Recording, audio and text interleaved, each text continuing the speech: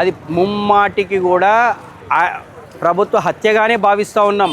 ఎందుకంటే ప్రభుత్వం చేసిన మోసపూరిత కుట్రపూరిత వాగ్దానాలతోటే కదా ఇవాళ తెలంగాణలో మొదటి ద్రోహి ఈ ప్రాణ ఆత్మహత్యకి ప్రేరేపించింది మొదటి ద్రోహి కాంగ్రెస్ పార్టీ అయితే రెండో ద్రోహి బీజేపీ పార్టీ. కేంద్ర ప్రభుత్వము రాష్ట్ర ప్రభుత్వం రెండు కుమ్మక్కయ్యే ఇవాళ బీసీ రిజర్వేషన్ అనగదొక్కుతూ ఉంది. ఈ బీసీ గతంలో కూడా ఇదే కాంగ్రెస్ పార్టీ 2009లో సోనియా గాంధీ పుట్టినరోజు నాడు తెలంగాణ ఇచ్చినట్టే ఇచ్చి వెనక్కి తీసుకుంటే 1200 మంది విద్యార్థులు అమరులయ్యారు. 1200 మంది విద్యార్థులు చనిపోతే కానీ మీ కళ్ళు చల్లబడలే, ఆత్మార్పణ చేసుకుంటే కానీ చల్లబడలే. అప్పుడు ఇచ్చిరు తెలంగాణ కొట్లాడితే వచ్చింది, ఎవరో ఇచ్చింది కాదు. ఇప్పుడు కూడా బీసీ ఉద్యమం కూడా ఊపెత్తున రగులుతుంది, తెలంగాణ మొత్తం అగ్గిగుండం అవుతుంది.